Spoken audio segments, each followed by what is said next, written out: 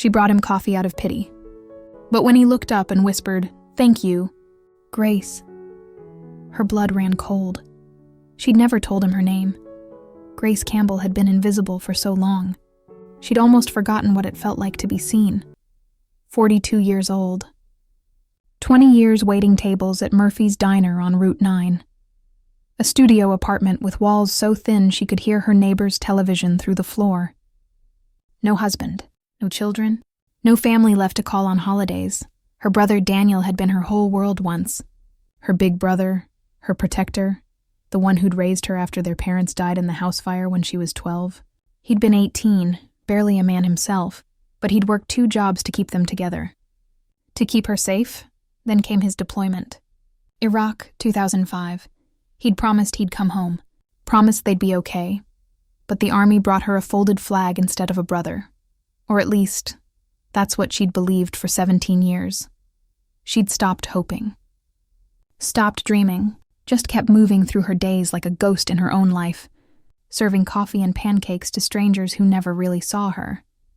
She had no idea that the homeless man sleeping behind the dumpster was about to shatter everything she thought she knew.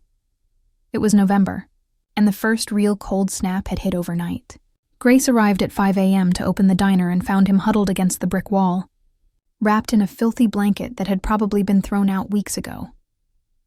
Most mornings, she would have just unlocked the door and gone inside.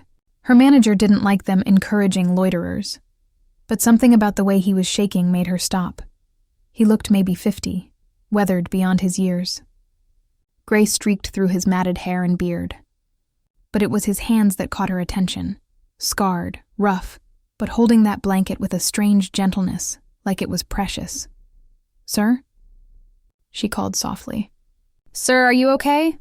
He stirred but didn't look up. Just pulled the blanket tighter. Grace went inside, made a pot of coffee, grabbed a to-go cup and filled it. Added cream and sugar. She didn't know why. Most people took it black or told her how they wanted it. But something made her prepare it exactly the way Daniel used to drink his. When she came back out, the man was sitting up, staring at nothing. "Here," she said, kneeling down carefully. "It's cold. This'll help." He looked at her then, really looked at her, and his eyes, blue, piercing, haunted, seemed to see straight through her. He took the cup with shaking hands, brought it to his lips, took a sip. Then he closed his eyes and whispered, "Thank you, Grace." Her heart stopped. The cup in her own hand started to tremble. She'd never seen this man before in her life. So how did he know her name? "How do you know my name?" The question came out sharper than she intended. The man's eyes opened, confused. I don't know. I'm sorry. I didn't mean to." "No, you said it. You said, 'Thank you, Grace.' How do you know who I am?" He looked down at the coffee, at his scarred hands, and something flickered across his face. Pain. Recognition. Fear. "The coffee," he said slowly. It's how someone used to make it for me. Cream and sugar, not too much. Just enough to..." His voice cracked. "I had a sister once. She used to make it like this." Grace's world tilted. "What was her name?" she whispered. "Your sister. What was her name?" "I don't remember." His voice broke on the words. "I don't remember a lot of things anymore. The doctors said it was the TBI. Traumatic brain injury. Pieces are missing. Names, faces.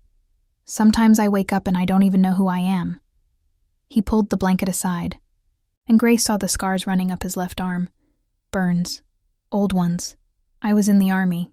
I think I remember an explosion, fire, my team..." He closed his eyes. "I woke up in a VA hospital months later. They said I'd been in a coma, that most of my squad didn't make it. And when I finally got out, I couldn't..."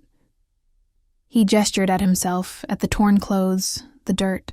Couldn't figure out how to be a person anymore. Grace's hands were shaking so badly now that she had to set her coffee down. "Do you remember your name?" she asked, barely breathing. "David," he said. "I think, or Daniel. Sometimes I hear both in my head and I don't know which one is real." The world stopped. Every sound faded. All Grace could hear was her own heartbeat thundering in her ears. She stood up, stumbled backward, hit the brick wall. No, she whispered. No, it's not possible. They told me you died. They gave me a flag. They said, the man, Daniel, it had to be Daniel, looked up at her with those haunted blue eyes. Who died? My brother. The words came out like broken glass. Daniel Campbell. He was deployed to Iraq in 2005. We got the notification in 2006. They said his convoy was hit. They said there were no survivors. Something changed in his face. A flicker of recognition, of memory trying to surface through fog. Campbell, he repeated slowly. There was paperwork. Years ago, at the VA. They couldn't figure out who I was for months. My dog tags were melted in the fire. My face was... He touched the scars on his left cheek. They tried facial recognition, but the burns made it impossible. They gave me a name from another soldier's records. David Morrison. Said I matched his height and build. But you're not David Morrison. I don't know. His voice was desperate now. I don't know who I am. The memories are there, but they're behind glass. I can see shapes, but I can't reach them. Grace knelt in front of him, her own tears falling now. When you were 18, you worked at a garage fixing cars, and at night you stocked shelves at Walmart. You did it to take care of your little sister after your parents died in a fire. His breathing quickened. You used to make her breakfast before school even though you'd only had 3 hours of sleep. Scrambled eggs and toast. And coffee with cream and sugar, even though she was too young to drink it. You'd let her have half a cup because it made her feel grown up. Gracie, the name came out strangled, broken. Little Gracie with the braids? I'm not little anymore, she sobbed. And you're not dead. You're not dead. For 17 years she'd mourned him, and for 17 years he'd been lost, wandering, not even knowing his own name, not knowing he had a sister who'd never stopped missing him. Daniel dropped the coffee cup. It splashed across the concrete, but neither of them noticed. I tried so hard to remember, he whispered. There's a face I dream about sometimes, a little girl crying. I'm telling her everything's going to be okay, that I'll always come home, but I couldn't remember her name. Couldn't remember if she was real or just something my broken brain made up. She was real, Grace said, pulling him into her arms. I was real, and you did come home. You just took the long way. He held onto her like she was the only solid thing in a world that kept shifting. His whole body shook with sobs. Years of confusion and isolation and loneliness finally finding release. I've been so lost, he said against her shoulder. So tired of being lost. You're not lost anymore. Grace pulled back, framing his scarred face with her hands. I found you. Or you found me. I don't care which. All that matters is you're here. You're alive. And I'm never letting you go again. Around them, the sun was starting to rise. The diner would open soon. Life would continue. But in this moment, time had stopped. Two people who'd been shattered by war and loss and fate's cruelty had somehow found each other again. Come inside, Grace said, helping him stand. Let me feed you. Let me take care of you the way you took care of me. I don't have any money. I can't. You're my brother. Her voice was fierce now, protective. You don't need money. You need family. And that's what I am. That's what we are. It wasn't just a cup of coffee she'd given a homeless stranger that morning. It was the thread that pulled her brother back from the void. Back to the sister who'd never stopped hoping, even when hope seemed impossible. The road back wasn't easy. There were VA appointments, paperwork to prove Daniel's real identity, therapy sessions to help him recover fragments of his memory.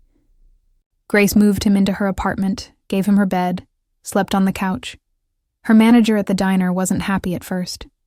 Then Daniel started helping out, washing dishes, taking out trash, slowly rebuilding the work ethic that had been buried under years of trauma. 6 months later, they stood together in a lawyer's office as Daniel's identity was officially restored. Daniel Campbell, previously declared KIA, now legally alive again. The Army owed him years of back pay, enough for both of them to start over, but the money didn't matter. What mattered was Sunday mornings when Daniel made scrambled eggs and coffee, cream and sugar, just enough. And they sat together in comfortable silence. What mattered was that Grace wasn't invisible anymore. And Daniel wasn't lost. They'd both been ghosts, haunting the edges of life. Now they were solid again, real. Home. Sometimes the people we lose aren't gone forever. Sometimes they're just waiting in the shadows, hoping someone will recognize them beneath the scars and the pain. Sometimes love is patient enough to wait 17 years for a cup of coffee to bring a family back together. Have you ever walked past someone and felt a strange connection you couldn't explain? What if the people we're meant to find are closer than we think? We just need to look with our hearts instead of our eyes. If you could bring one person back into your life, who would it be? And what would you say to them?